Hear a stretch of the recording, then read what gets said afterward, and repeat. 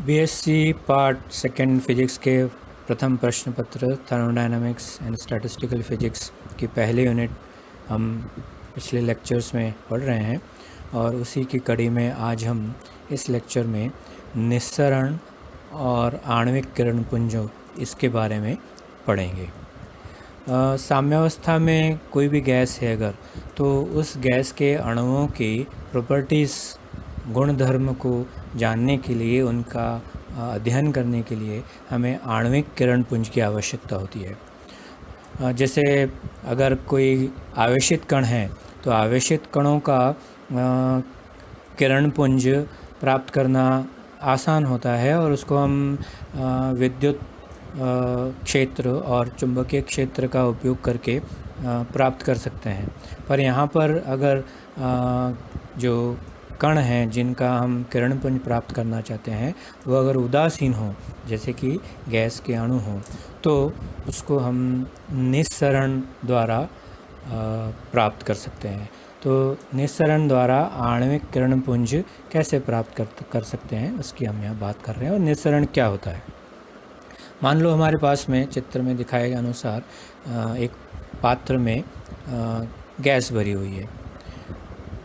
बर्तन या पात्र के बाहर गैस का दाब हम किसी भी पंप से अगर निरंतर लगातार कम करते रहें तो गैस के कुछ अणु उस पात्र से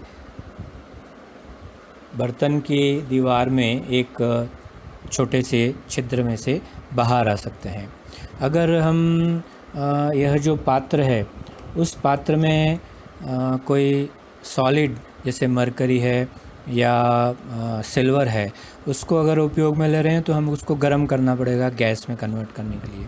तो यह पात्र भट्टी की तरह भी हम उपयोग में लेते हैं। तो यह एक भट्टी है या पात्र है जिसमें हम गैस भर रहे हैं या कोई सॉलिड है जिसको हम गैस में कन्वर्ट कर रहे हैं और उसमें उसकी दीवार में एक छिद्र है, मान लो, जिसको हमने यहाँ कहा है कि जिसका व्यास d है, और उसके बाहर हम गैस का दाब कम करते हैं तो उस पात्र से गैस के अणु छिद्र से बाहर निकलते हैं।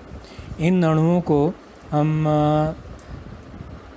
पात्र के आगे बहुत सारी समानांतर छिद्र युक्त स्लिट्स रखते हैं और उन स्लिट्स की सहायता से हम एक शार्प अणुओं का किरणपुंज प्राप्त कर सकते हैं, जैसा कि चित्र में दिखाया गया है।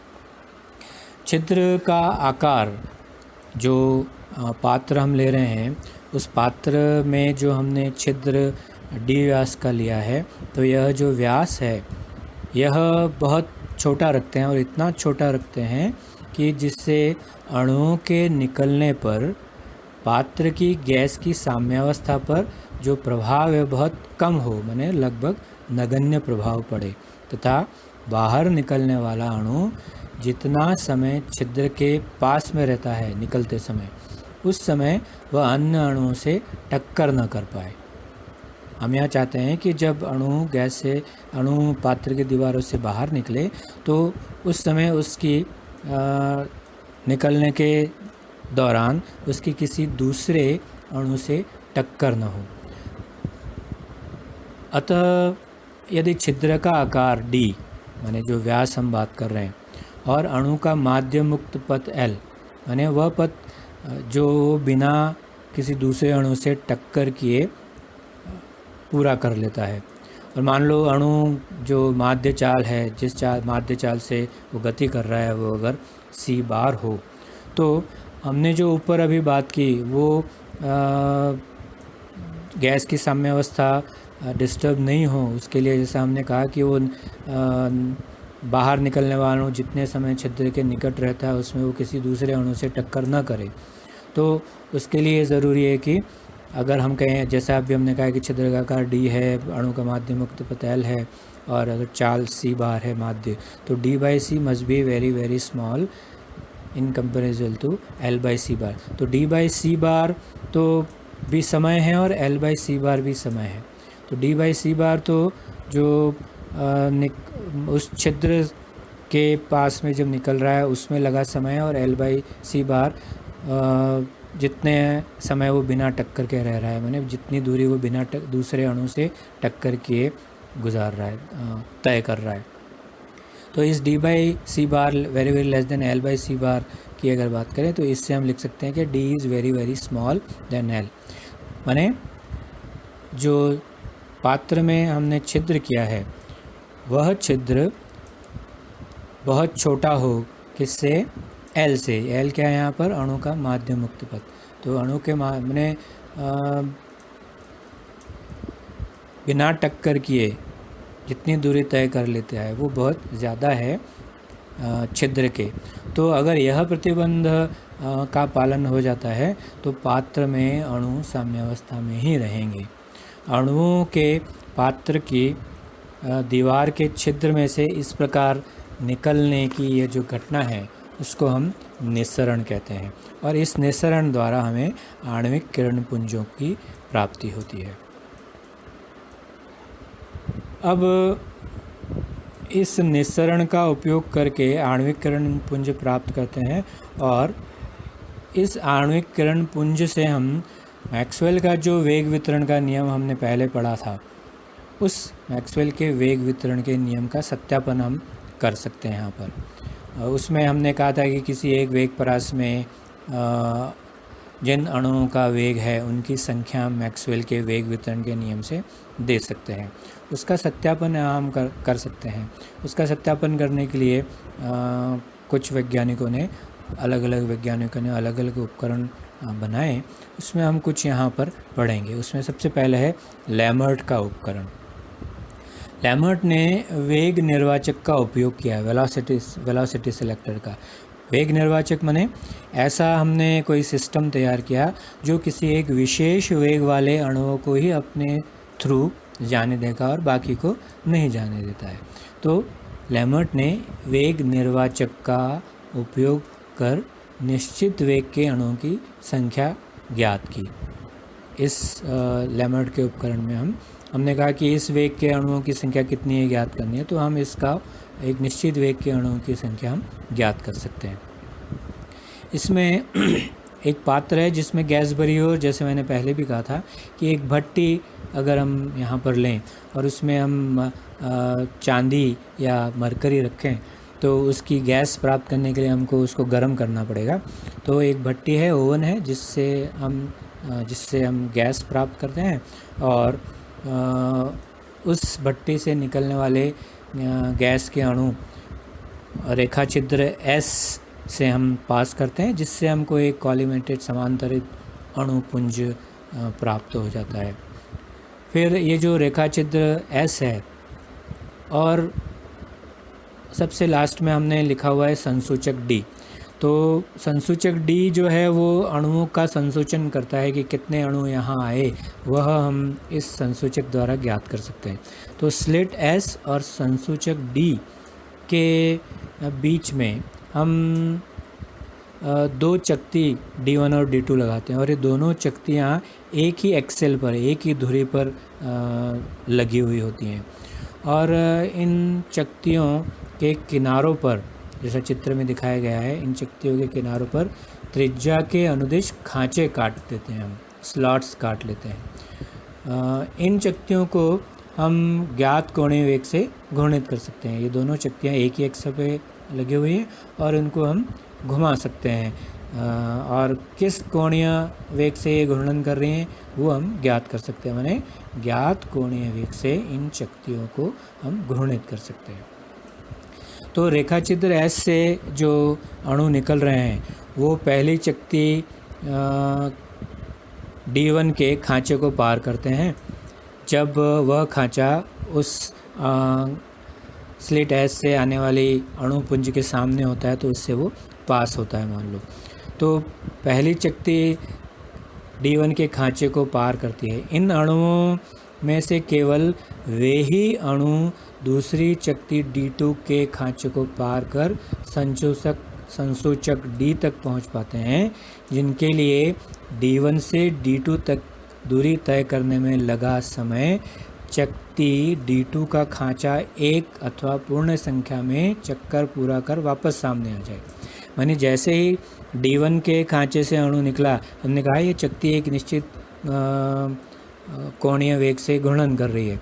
तो जैसे ही D1 से अणु बाहर निकले और क्योंकि चकती घूम रही है तो D2 चकती का खांचा अब D1 के सामने नहीं रहा, तो जो अणु D1 से निकले हैं वो अणु D2 चकती के खांचे को तभी पार करेंगे जब जितने समय में अणु चकती D1 से D2 पर पहुँचे और उतने ही समय में D2 चकती पूरा एक घूर्णन करके उसका खांचा वापस उस अणुपुंज के सामने आ जाए, या 2 चक्कर लगा के वापस उस अणुपुंज के सामने आ जाए।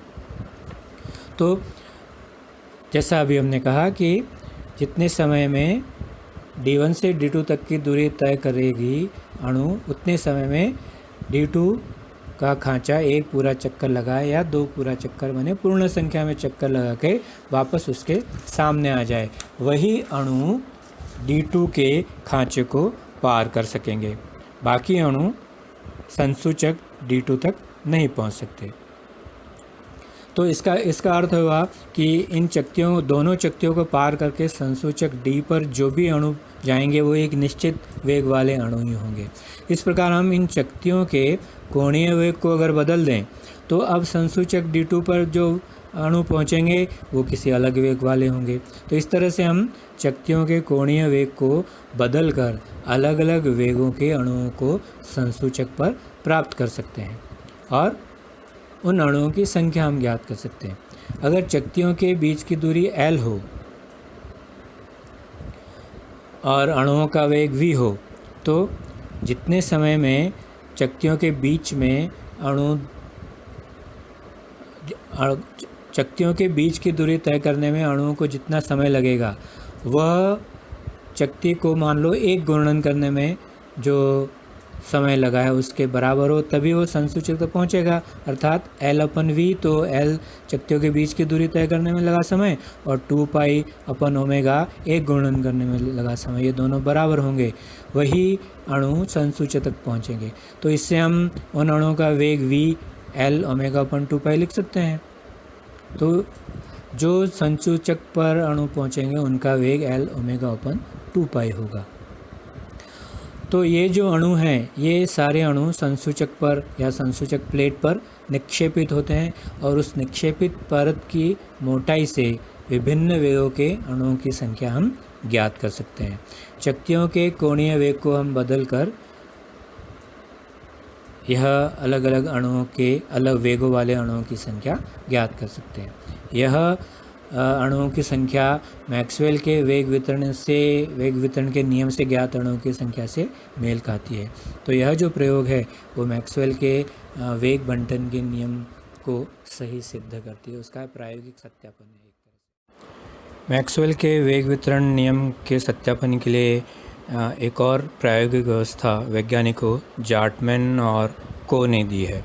इसमें एक भट्टी है जिसमें चांदी को गर्म कर गैसीय रूप में बदलते हैं और रेखा छिद्रों S1 और S2 से चांदी के अणुओं का एक पुंज हमें प्राप्त होता है। यह पुंज एक सिलेंडर की तरफ आगे बढ़ता है। चित्र में दिखाए अनुसार C एक सिलेंडर है जो अपने अक्ष के प्रति लगभग 6000 परिक्रमण प्रति मिनट से घूमता है। इस सिलेंडर में एक स्लिट या छिद्र, रेखा छिद्र S3 है। विरामावस्था में सिलेंडर में इसी S3 स्लिट से प्रवेश कर अणुपुंज जो चांदी के अणु हैं वह इस सिलेंडर के अंदर एक वक्रीय कांच की प्लेट होती है, उस पर जाके टकराते हैं और वहाँ चिपक जाते हैं। और जितने ज़्यादा अणु किसी एक जगह पर चिपकेंगे वहाँ पर जो ब्लैकनेस है, जो कृष्णता है, वो उतनी ही ज़्यादा होगी। तो इस कांच की पट्टी पर कृष्णता को नापकर अणुओं की संख्या ज्ञात की जा सकती है। अणु इस घूमते हुए सिलेंडर में केवल उस लघु समय अंतराल की अवधि में ही प्रवेश कर सकते हैं जब रेखा छिद्र S3 अणुपुंज के सामने आता है। हम कह रहे हैं कि जो सिलेंडर है वो लगातार घूम रहा है, तो जब उस पर जो रेखा चित्र S3 है वह जब अणु पुंज के सामने आएगा तभी अणु सिल्वर के अणु उस सिलेंडर के अंदर जाएंगे और जो वक्रीय कांच की प्लेट जी है उस पर टकराएंगे और वहाँ चिपकेंगे। तो यदि हम कहें कि जो सिलेंडर है उसका घूर्णन दक्षिणावर्ती है तो कांच की प्लेट दाईं ओर गति करती है जब अणु सिलेंडर के व्यास को पार करते हैं। अतः सिलेंडर की विरामावस्था में अगर सिलेंडर घूम नहीं रहा है उस समय जो सिल्वर के अणु कांच की प्लेट पर जिस जगह पर जिस बिंदु पर टकराते हैं उसके सापेक्ष जब सिलेंडर घूम रहा है तो जो अणु टकराएंगे वो इस बिंदु के बाईं ओर टकराएंगे और अणुओं का वेग जितना कम होगा यह टकराने का बिंदु या संघट बिंदु उतना ही अधिक बाईं ओर होगा, क्योंकि ज़्यादा वेग से जो अणु जा रहे हैं वो रेखा चित्र S3 से चलकर और उस कांच की वक्रीय पट्टी G तक पहुंचने में कम समय लगा देंगे, जबकि धीरे कम वेग से चलने वाले अणु को वह दूरी पार करने में ज़्यादा समय लगेगा और उतने समय में सिलेंडर पहले जो अधिक वेग वाले अणु आ रहे हैं वो जहाँ टकरा रहे थे उससे आगे खिसक जाता, माने ज़्यादा घूम जाता है। इसलिए कम वेग वाले अणु पहले जहाँ ज़्यादा वेग वाले अणु टकरा रहे थे उससे बाईं ओर होगा। इस तरह जैसे जैसे आने वाले अणुओं का वेग कम होगा वैसे वैसे उनके टकराने की जगह बाईं ओर जाती जाएगी। इसलिए इस तरह से हमको अलग अलग वेग वाले अणु उस कांच की प्लेट की अलग अलग जगहों पर मिलेंगे और जिनकी जितनी संख्या है उसके हिसाब से उस पर कृष्णता या ब्लैकनेस होगी और उसको नाप कर हम उन अणुओं की संख्या के बारे में बात कर सकते हैं। तो इस वेग स्पेक्ट्रम के द्वारा मैक्सवेल के वेग वितरण का प्रायोगिक सत्यापन किया जाता है। तो हम इसमें जब अणुओं की संख्या ज्ञात करते हैं अलग अलग वेग वाले अणुओं की, तो वह मैक्सवेल के वेग वितरण के नियम से जो हम ज्ञात करते हैं उससे मेल खाती है। तो इस तरह से हम इन दो और भी इस तरह के प्रायोगिक अरेंजमेंट हैं जिससे हम मैक्सवेल के वेग वितरण के नियम का सत्यापन कर सकते हैं। हम यहाँ पर यह दो प्रायोगिक विधियाँ या प्रायोगिक अरेंजमेंट्स के बारे में पढ़ रहे हैं। आज के लिए इतना ही।